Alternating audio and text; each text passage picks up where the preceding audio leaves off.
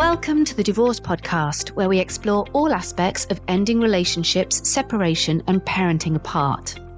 If your marriage or partnership has ended, or you have friends and family who are separating, this podcast is for you.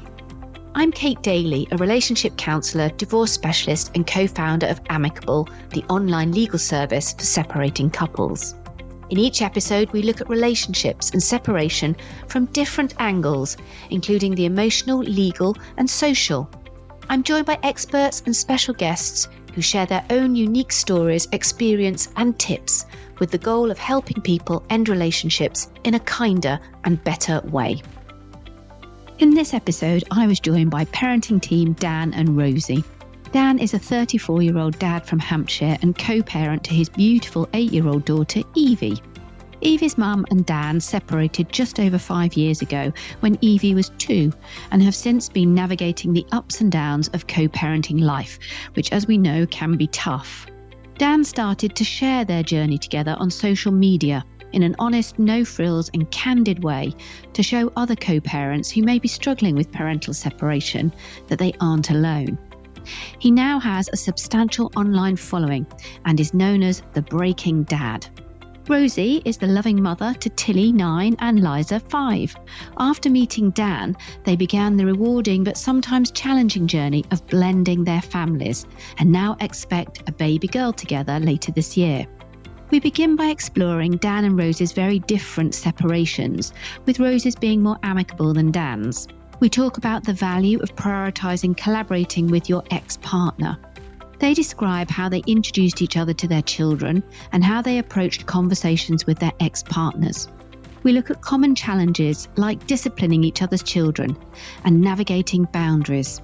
We finish by talking about the unexpected joys of working alongside their ex-partners, their new relationships and families. If you loved this episode, then please subscribe and rate us on your preferred listening platform. Welcome, Dan, and welcome, Rosie. Hi, Kate. It's lovely to see you. Thank you very much for joining me today.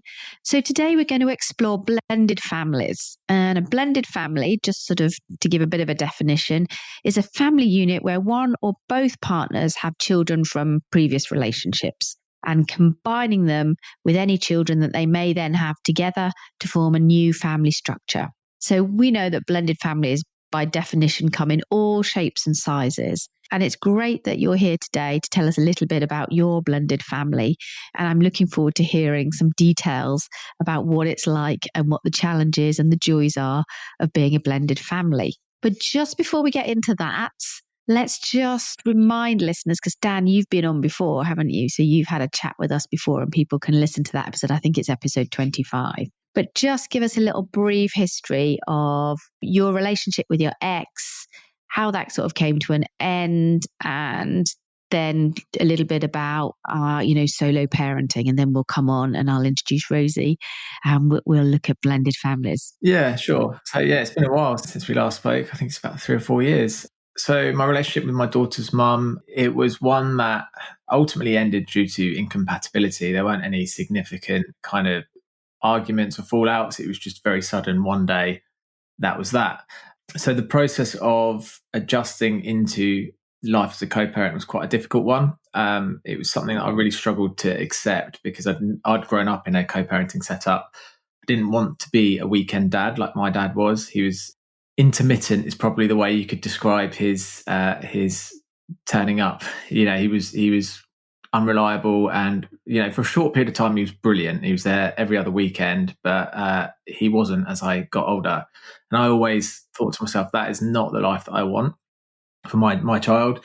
So I really struggled with the idea that I was a weekend dad. So I wanted to do everything I could to combat that.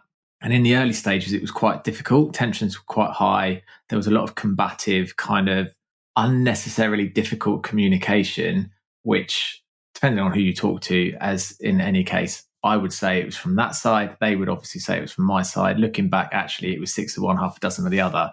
What became tough was when I was dictated to that I could have my daughter every other weekend, which was absolutely not what I wanted. I knew that I had parental responsibility and I knew I wanted to fight for that. So that early period was quite a tough time because it just felt like whatever was said, it was being taken out of context by the other person. Things were escalating, and actually both sides were becoming more and more polarized as time went on. So it didn't feel like there was an end in sight. And what I realized at that time was that there were a lot of mums on social media, Instagram in particular, that were talking about this, but there weren't many dads. So I felt incredibly alone. I didn't really know who to talk to. My friends didn't really get it. And I just felt a little bit lost. So I started that Instagram page, The Breaking Dad, to be able to share that journey. And it was almost an outlet for me. It was a positive outlet rather than allowing myself to spiral into this kind of negative depression, which I had been up until from March up until Christmas, really. It's sort of self-destructive and I wasn't in a good place. So I used that as almost like it initially started as a bit of an online journal for my daughter, a little scrapbook that I could write what I was feeling at that time that eventually she could look back on. As time's gone on, it's become really evident to me that there's both mums and particularly a huge contingent of dads that struggle with getting these feelings out. They can't communicate how they feel. Men aren't very good at that. Let's be honest, we're all not very good at that as blokes. So trying to verbalize that in the captions and in the way that I put the videos out, I found that actually that's resonated with a lot of men. And actually the viewership has grown from about 13,000 followers at the beginning of this year through to just about to hit 50,000. And actually the percentage has changed from being 85% women who are mostly mums for the first 4 years of that account to suddenly this huge influx of men who are reaching out every day to go, oh my God, you've said what I couldn't say in those words. I know I feel it, I don't know how to say it. So that's really the how I've ended up kind of in this situation. Gosh, I've so many questions. I mean, I'm going to come back and ask them, but I just want to bring Rosie in now. Just Rosie, you tell us your journey then. So Dan sounds like he's had quite a tricky, ride with the idea of, it sounds like Dan, there's an assumption that your daughter would stay more with her mum than with you. And then obviously you've had to try and sort of wrest some control back there and actually get to a scenario where you've got a more even-handed parenting relationship. What was it like for you, Rosie? Fortunately, my situation was quite different to that. It was very amicable. Right from the beginning of the separation, we decided it was going to be a 50-50 split. And from then, obviously there have been small challenges along the way, which I'm sure we'll discuss within this, but mostly it's been a positive experience.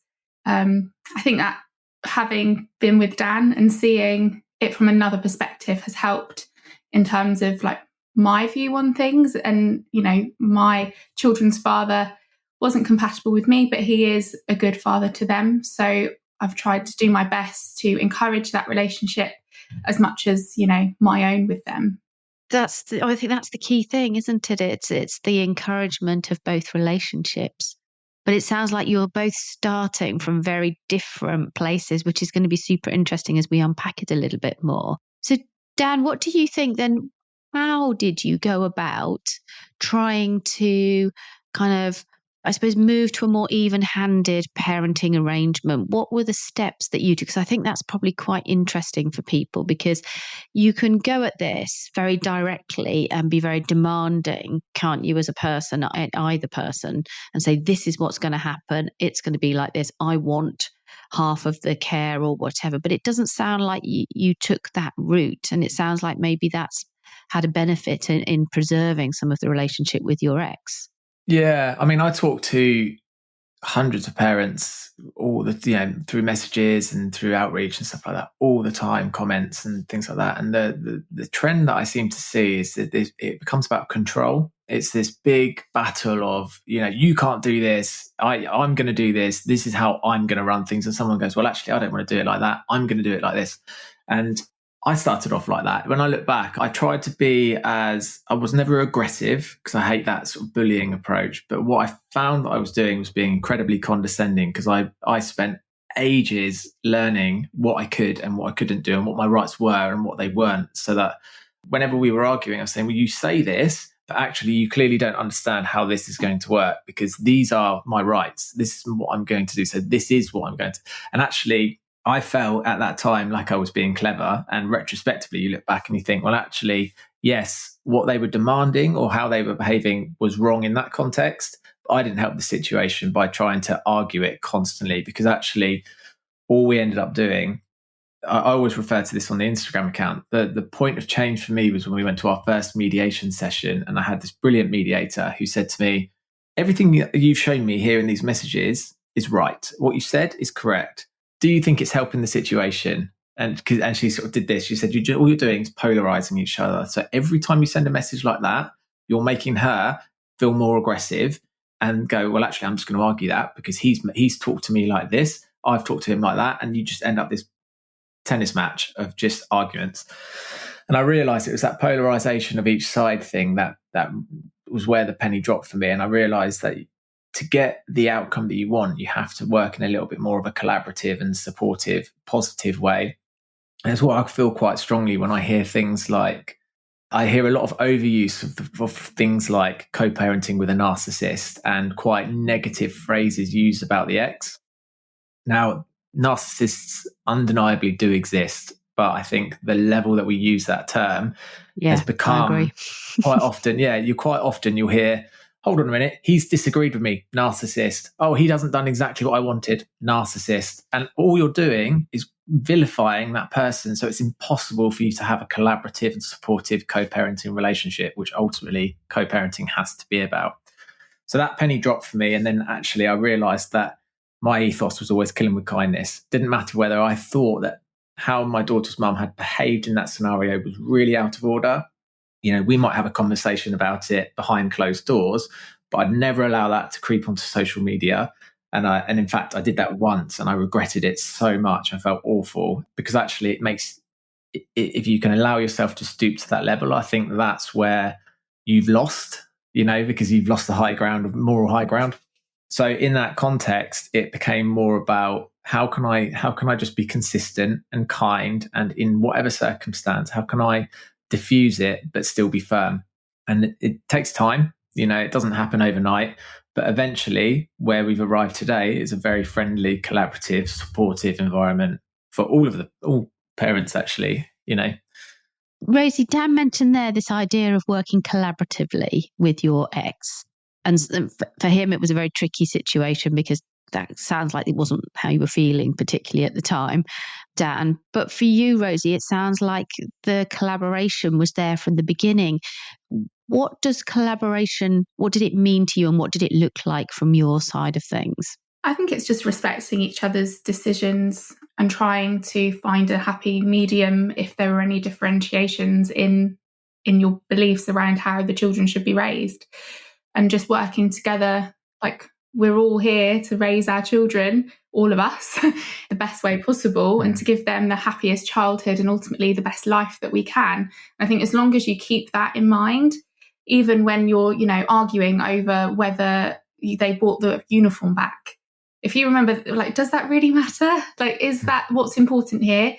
Or is it important that they have uniform and that we work together to solve the problem? As I said earlier, things don't always go to plan. There is bickering every now and then. But I think as long as you both, as in yourself and co-parent, go back to that, what is best for the children, is us arguing going to be the right solution here, then I think that's, the way to look at it is let's solve the problem, not create a problem. And that so often is the thing that gets lost. It becomes this battle of, I'm going to win the argument, like I said at the beginning. You see that time and time again. And the second it becomes about winning the argument or, establishing control, which most people don't realize they're trying to do. It's amazing how many conversations I've had with mums and dads who they'll say, I need some advice on this situation. What do you think? And I say, well, why are you trying to control it? How much do you really care? Or how much are you just trying to say, well, you're not going to control me?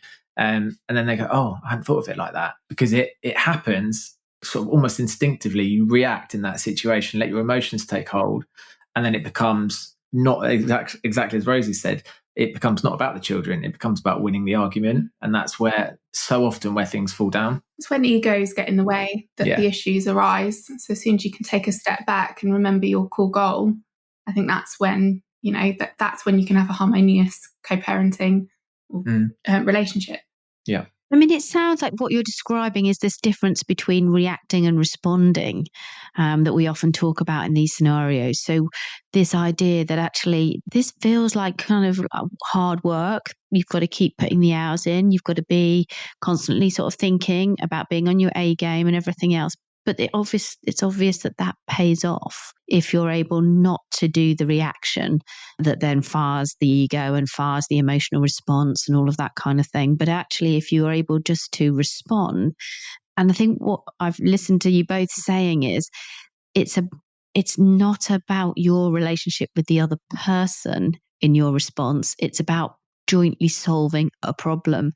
And, it sounds like if you can take the blame out and just see the problem as a shared problem rather than you've done this and created this situation, therefore, what are you going to do about it? But if you can see it as a shared problem, it sounds like then that's when you've got the opportunity to work together for the good of the children, which can sound like very obvious and all the rest of it. But sometimes that gets lost in the soundbite, doesn't it? But is that what's happening? Are you standing back, seeing it as a joint problem, or is it something slightly different? Co-parenting is an interesting one because of the fact that you've got, obviously, if you have a relationship with someone enough that you can have a child with them, you would assume you're relatively close, right? There's an assumption you can make. So then when a relationship falls apart, that carries over this kind of emotional hurt, whether it's, there's the lever and the left, and usually one of those people is a little bit sour for whatever reason. And that emotionally charged element is what makes things break down. If you were to think about in a work context, you may come across a colleague that you really don't like. It doesn't mean that you can't go out. You're not able to just go, I'm not working with them, not doing that. You have to. It's, you've got that objective that you have to go and deliver. So you have to find a way of working together. And I think that's the bit with co-parenting, because of the emotional connection to it, people forget. And if you can separate the emotion and also play the long game as well, again, if you take a work situation, you don't always get the result you want straight away. Sometimes there's little milestones along the way that you have to knock down to be able to achieve the goal that you're after. It's the same with co-parenting. I wanted 50%. 50% was not viable for me at the beginning because I would have had to put Evie into childcare more than she needed to be with her mum. So we ended up on a 60-40. Then I changed career, got a new job that was more flexible, could allow me to have 50%. And actually since then, obviously, we've met each other and Rosie's able to support with childcare if I'm ever needed to, like yesterday I had to work, for example. So it becomes a lot more flexible and easy. But at the beginning, it wasn't. So I had to accept that wasn't a viable option. But I'd have to work, I'd have to play the long game to get to the solution that was ultimately the ideal outcome. That makes sense. Yeah, I think what you're describing as well is this. We often say that looking at it from a numbers perspective isn't always particularly helpful, is it? We would like to share the care of the children, and we need to come up with a pattern that is in the best interest of the child so they can maximise their time with both of us. As you say, not I'm sticking to 50% because it's my right. And if that means my child's going to childcare rather than being with the other parent, that's what will happen. So I get my 50%. It's the difference, isn't it? And it's the difference between being child-centric and being rights and individually focused. And I think that's where I think people have got a lot to gain from listening to your story and seeing the approach that you've taken. I think it's fascinating. Rosie, then tell us about how you became a blended family. So you're both rocking along in your separate worlds, co-parenting with your ex-partners. How did you meet? What happened? How did the idea of being a blended family sort of take shape? So we met in a very romantic way through a swipe on Tinder. I'd actually not really been on it before. I think you were one of the first swipes that I did, and it worked. So that's such a good advert for a dating app, isn't it? I was on FaceTime to my friend who had convinced me to go on Tinder, and I was looking at Dan's profile and I was like really joking. I was like, well, I'm going to marry that one. Yeah. And here we are. So I am always right. But yeah, we met 4.5 years ago, nearly 5, I don't know. But that's when we matched. And then we spoke for a long time, didn't we? Yeah, we were in the midst of COVID, so it was an interesting time to meet someone actually, because you couldn't just go out on a first date. So we spoke. I think it was about 6 weeks, 8 weeks, something like that. Maybe 3 months. It was quite a long period of time where we were just kind of texting, FaceTiming. But I found that we were talking. Well, at the beginning, it was pretty often, and then just before we met in person, it was like all day, every day. We were messaging. So then we decided to meet in person and then hit it off straight away. And then we basically spent as much time together as we could during that time, which is funny to think of now because obviously we spend every day together now. But at the time, because of our other children, and we were on different schedules as well with our children. So we only saw each other like once a week, didn't we, at the beginning? Yeah, it was an interesting one. That it was a weird time to meet someone in the midst of COVID because you just, the things that you think of, like going for a meal, weren't a possibility during that phase. And when we started seeing each other, you were able to, particularly if you were single families, you could have a bubble. So we sort of became each other's bubble in that period. I think that's not far off when we last met, Kate, we'd not long. I know you were still in the flat, so we'd not long met. Maybe we'd been together about 6 months, something like that. It's quite early on. So, had either of you had conversations with your other partner about what would happen when you met somebody new? So had you, before you met each other, had you had that, listen, this is how we're going to play it, this is the kind of scenario? So you had you, Rosie? Yeah. I have. It wasn't like an in-depth, like, let's talk about this. It was, I think we spoke about, generally speaking, how we were going to parent the children, and the conversation around meeting new people did arise. And I said, obviously, I would prefer it if you were to let me know before you were to introduce the children to somebody new. And obviously, I will do the same for you. And just to try and make sure that, you're pretty confident as much as you can be that this is the right person. I mean, similarly to Dan, I grew up in a blended family. My dad had a lot of partners coming and going, which, we were introduced to them quite quickly. And it didn't give me a high opinion of him in that scenario. So I didn't want that for my children, for either myself or for my ex. And I think I did that. So I let him know as soon as it was relevant, as soon as I thought, right, this is it. Like, we're in a relationship, we are together. I let him know. And then obviously before that we introduced the children, which was, we'd been together for about 6 months at that time. Yeah. I let him know that was going to happen because I didn't want, the children to be going back into his care and saying, oh, I've met mummy's new boyfriend, and it being a bit of a shock, because then that can break down the good work that we'd done to create an amicable co-parenting relationship. Yeah, we talk about it a lot. I certainly talk about it a lot on the Instagram page, because that's, as you can imagine, a question that comes up all the time, particularly in the early stages of separation where things are raw, and when someone's smarting because a relationship's just ended, the last thing they want is somebody else to be raising their child or children. So similar situation, really. I spoke to Evie's mum, and when we put together our parenting plan, we just agreed that we would show each other the respect of having a conversation before we introduced our children to a new partner. And actually, I think the key for us was taking it really slowly. So I think we'd been together, more than 3 months, probably nearer 4, when we first introduced each other to our kids separately. So I went to Rosie's house and I met Tilly and Liza, and Tilly and Liza are as relaxed as it gets. So within 30 seconds of being in the house, they were jumping on top of me and screaming and running around, like going crazy, weren't they? They were so chilled. Evie's a little bit more sensitive and kind of considered. So we actually went for a day out at a local farm, and Rosie's very emotionally intelligent as well. So her and Evie are quite similar in that respect. And Rosie just sort of tagged along. So we introduced her as my friend, and she just sort of we had a normal day out, but she just took a bit of a step back and got involved when she was kind of invited in. And then, we didn't introduce the kids until 6 months, and we were quite careful with that. Well, that was the big one, because introducing each other was one thing, but as adults, you can understand the situation much better. When you've got 2 sets of kids, that could be sort of make or break. So we ended up taking them pumpkin picking, didn't we? And that's become our annual tradition ever since. We've done it every year since, same place. And they had a brilliant time, and they've been the best of mates ever since. Actually, we've been really lucky. You have been. It's really interesting that you've broken it down in that way, and that you've obviously done the adults meet the child, the other partner's child first, and then you bring the kids together. You haven't just gone, right, let's do everybody all in one go. I mean, that's obviously a very considered, and it's interesting to hear the different approaches between the Dan, you being introduced to Rosie's kids, and Rosie, you being introduced to Dan's child. So it's very interesting to hear and to listen to how you've thought through the personalities of the different children, and therefore picked a response and an approach that will work for that individual. Because you're right, we get asked these questions a lot of the time, don't we? And people sort of assume there's a one standard best way of doing things. But I think what you're demonstrating is that you're the experts in your children.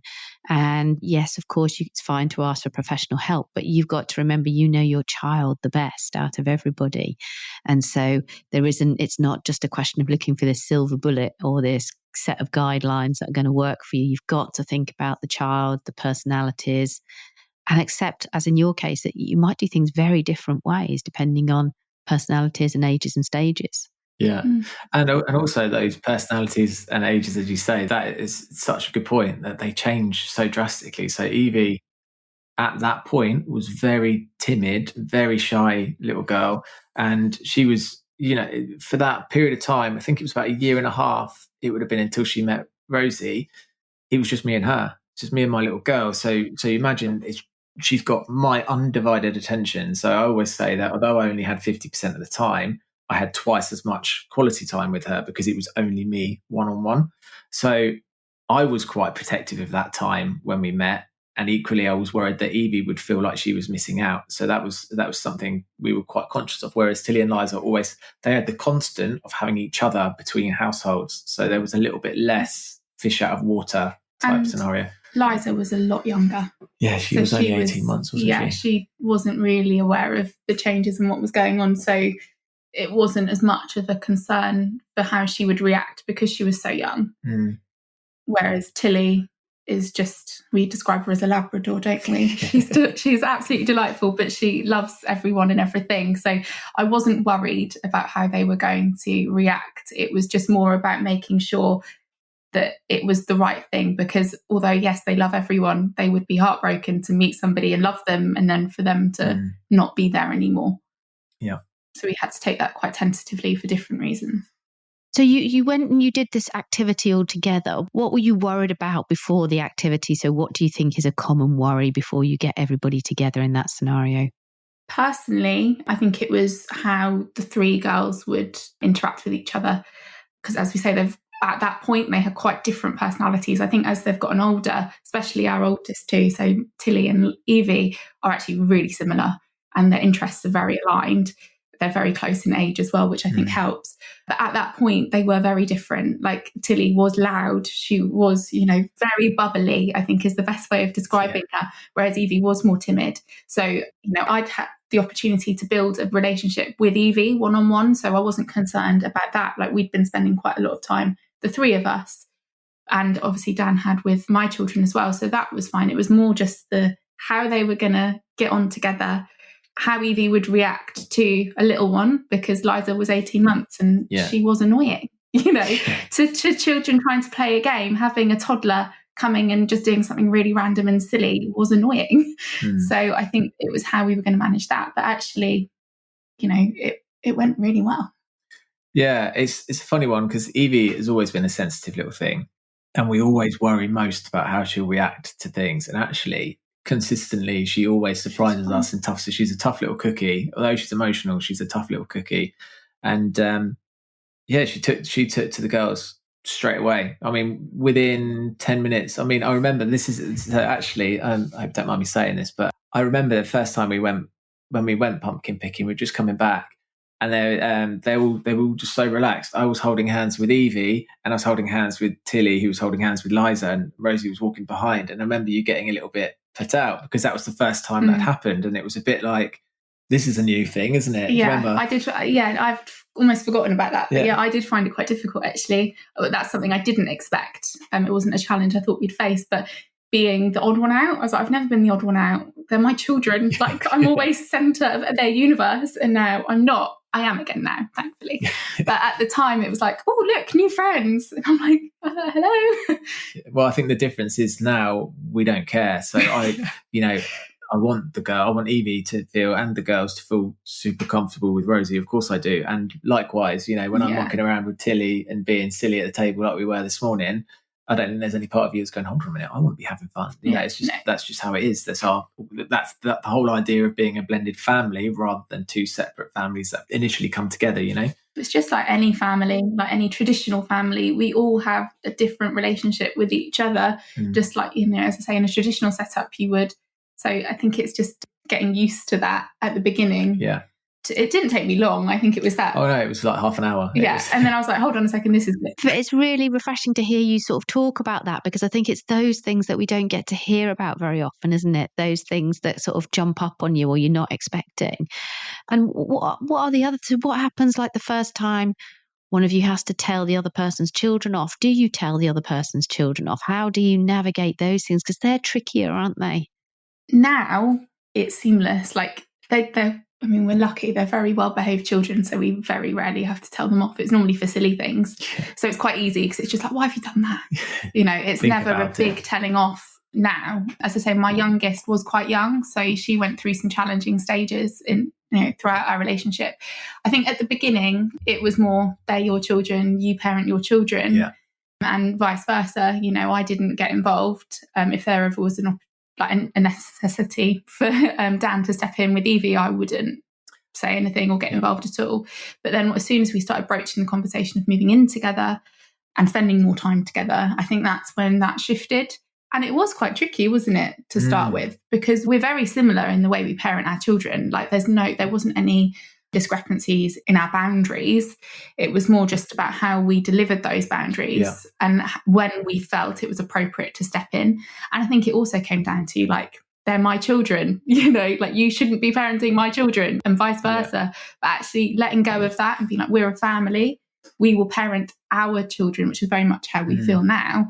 That did take a bit of getting used to and a lot of conversations, hard conversations along the way. I think that, there's a couple of key points there. So the first one is those hard conversations early on. So not having those conversations it's the same thing. When you talked about reactions earlier, it's the same thing. You can't react in that situation. There were times where, say Tilly did something that bothered me. I might say something if it's appropriate, if it's like, Tilly, I don't think you should do that. But that's the limit. There's no telling her off because she, at the time, it's not my responsibility. That's Rosie's responsibility. So it's picking that up outside of that heated situation, going, look, really don't agree with how that situation arose earlier. And then 9 times out of 10, it would be one person would raise something, the other person would be like, no, fair enough, see that. And then next time you take that into account and action it. I think that was really key in establishing the boundaries, is having that conversation. That protectiveness, I was the same.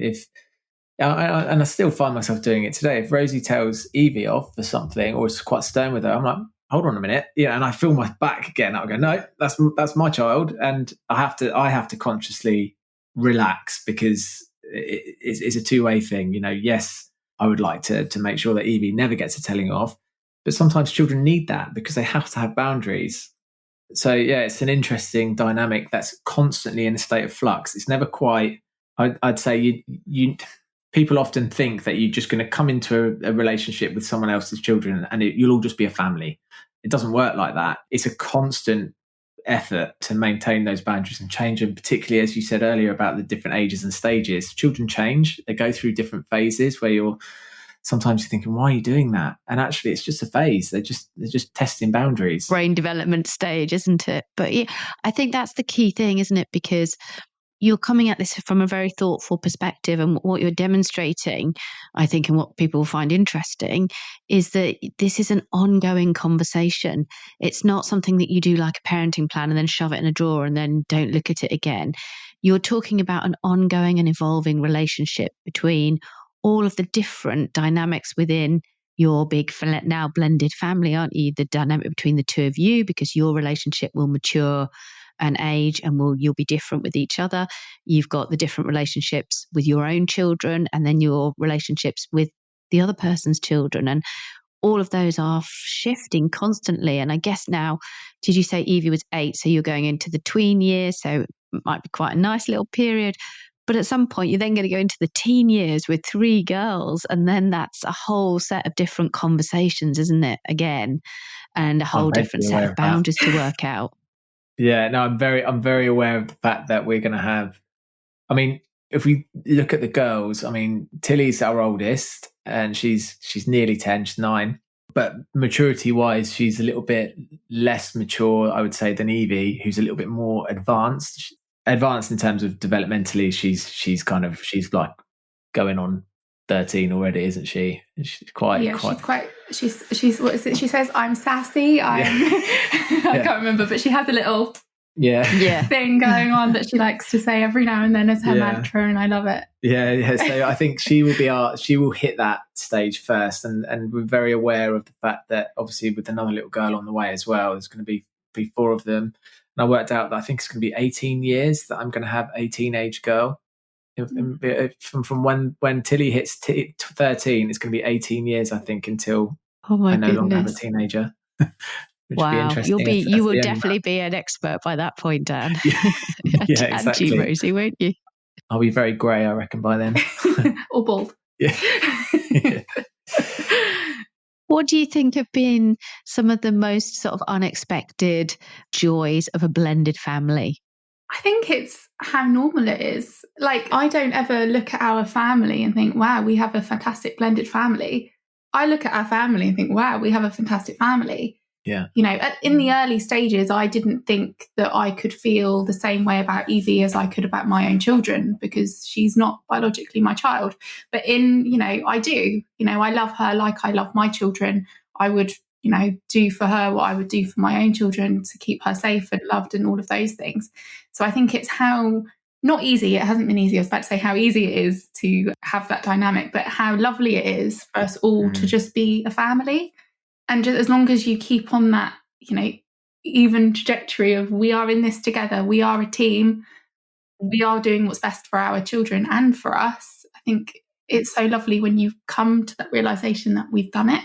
Yeah. And I think in terms of unexpected joys, I think the thing that hit me straight away actually was how well they all got on. And that's something that's carried through since they've met. I mean, honestly, the laughter and the silliness is just with or without us involved. So one of the things I used to really struggle with was when it was just me and Evie. If I had to work, or I remember one time I was really ill, I had a migraine, and Evie was next to me. She was only about 3, and she was very caring. She was trying to stroke my head and stuff. But I felt awful that I was all that she had in that household at the time.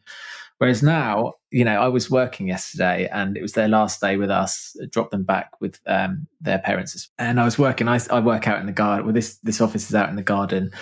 This door was shut. The patio doors were shut, and I could still hear all 3 of them singing Taylor Swift at the top. I mean, at the top of their voices from here, and you could just hear them giggling away. And it's such a nice feeling to know that we don't need to be there for them to have a brilliant time at our house. We can be, we don't have. It's a hard one to accept at the same time as not being needed, because that's what we live for, right? As our kids. But at the same time, it's lovely to know that as part of this blended family, they have such a brilliant time. Yeah. It must be lovely for them. What happens when they fall out? How do you handle that? Doesn't happen that often. I suppose it's an interesting one. And sorry to jump in here. I just think it's part of the dynamic. We talk about this quite a lot. It's actually the reason when they fall out is no different to a standard family setup. So it's just like, God, I used to fall out. I'm a twin, and me and my brother used to fall out all the time, much more than our girls do. And actually, they fix it really easily, don't they? Liza's is usually age related because she's the youngest. She'll just ruin the game, do the most daft thing. Why have you done that? Why have you gone and spoiled that game? So then she'll end up going to her room and just chilling on her bed for a bit, and just, we don't send her. She takes herself off, doesn't she? She goes, yeah. And then Tilly and Evie just they don't fall out. I don't think they've ever fallen out. They bicker very, very occasionally, and it's. Do you feel kind of defensive for your own child in that scenario? I suppose that's what I'm getting at. Not really. Have you still got that? You want to protect your child, or you want to make sure that the other children aren't picking on your child, kind of thing, or does that? I think we want to make sure that none of the children are being picked on by any of the children. I don't think it. For me, it doesn't feel like, oh, that's, Tilly and Liza are my children. Evie's not my child. I want to make sure my children are having the best time, or that they're looked after the most. It's about ensuring that, all of the children are well-rounded, they're treating each other with respect, and that they're having a good time.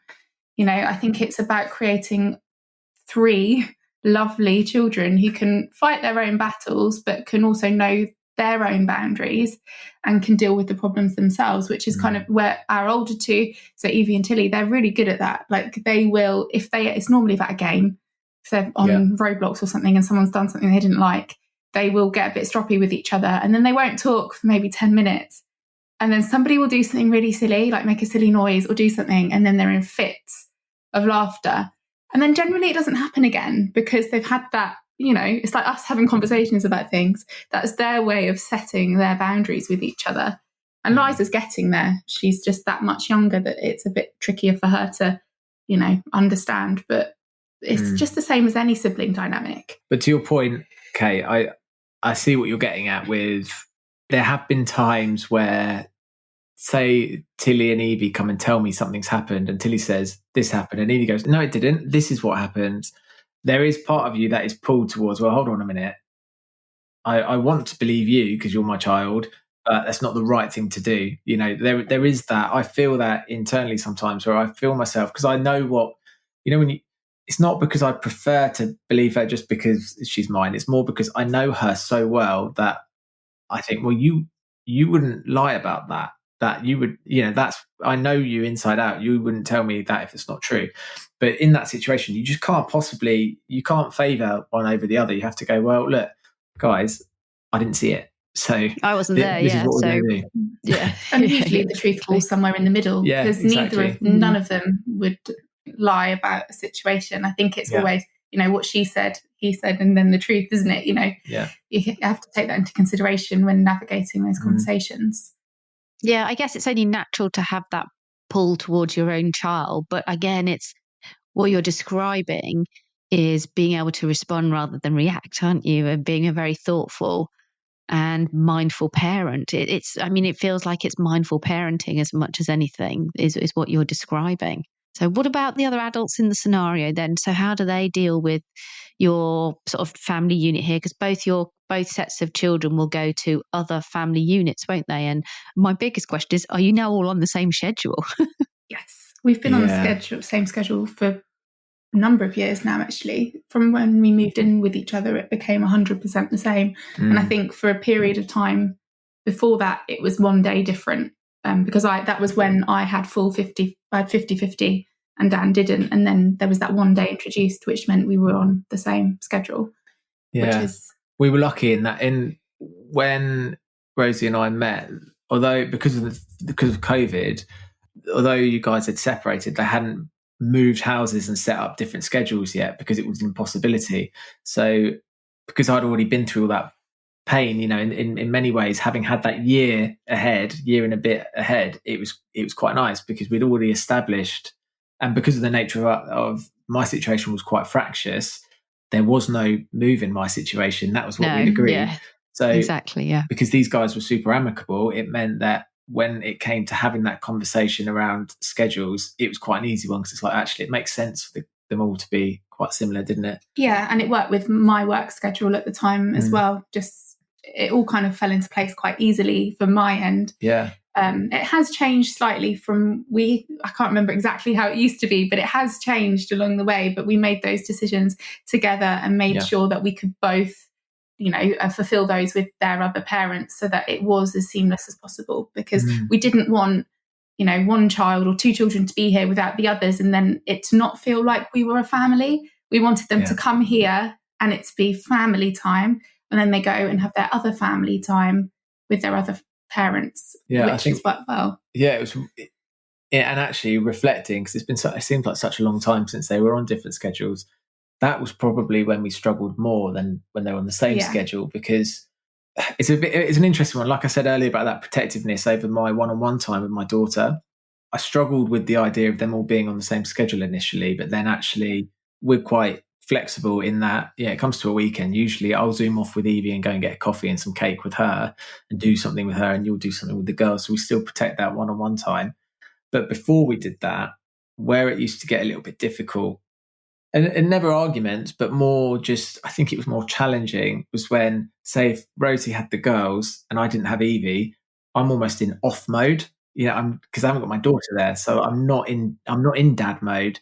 So then to do that with children that aren't mine that early on, not so difficult now, but at that point, it's like they're not my children, and to kind of invest in that process and that way was very tough. Sorry, in that early phase, it was really difficult to get ourselves out of the headspace. And actually, like Rosie would go off to the gym when Evie was there, and I'd feel a bit put out, like, oh, you're not making the right effort with my daughter, and vice versa. I would just disappear, because that's obviously when we have our children, time to be on your own. Yeah, exactly. Yeah.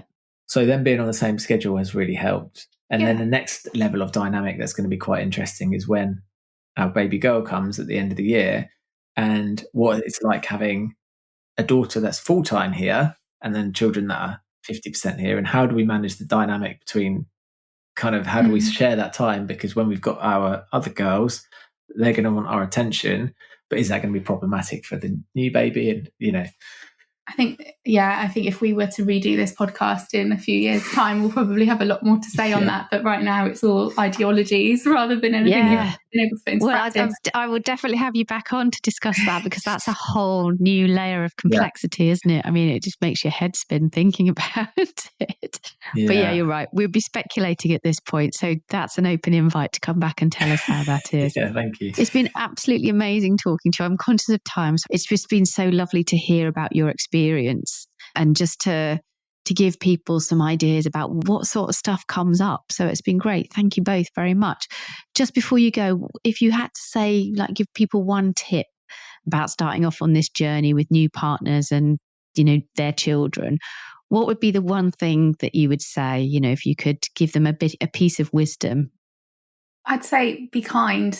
I think you need to be kind to yourself about your expectations of yourself in the situation, and be kind to your, co-parent about your expectations of them, but also your new partner and your new family dynamic. It takes time. It's not going to be easy. But if you come at it from a perspective of kindness rather than attack and ego, then I think it's a lot easier to navigate those difficult situations. Yeah, and I'd say you've got to be patient. I think the overriding thing that I hear from anybody going through a separation is that they want it all done right away, and they want that new scenario to be perfect. But actually the reality is it takes time, it takes patience, and it's something nobody has, because everyone wants it over. But actually accepting that Rome wasn't built in a day, particularly if you're establishing a blended family and there's so many different dynamics, you have to be patient and you have to be willing to continually work at it. It's not something that is complete. You never complete it. Well, that's definitely, the kindness, the patience, and the ongoing kind of need to keep reassessing and reevaluating. I think that's definitely come through in this episode. You've made that really clear with all of the examples. So thank you both. It's been really lovely talking to you. Where can people find out more about you? So Dan, do you still have your social media presence? Tell us a little bit about that. Yeah, so you can find us on the Breaking Dad. So it's at _breaking_dad. And I share co-parenting tips and advice as often as possible, as well as stories and bits and bobs of what we get up to as a family. Brilliant. And Rosie, do you have your own account, or do you feed in through Dan's account? I do, but I don't use it. Or I find it easier to feed in through Dan's and share our journey that way. Brilliant. And of course, you can find me on LinkedIn, and you can hear about new podcast episodes by subscribing for updates and visiting thedivorcepodcast.com. If you need any help with any of the issues raised in this episode, then you can find the Amicable Co-Parenting app and the Amicable Co-Parenting website for more tips and support. It's been lovely talking to you both. Thank you very much for joining me today. And thank you, everyone, for listening.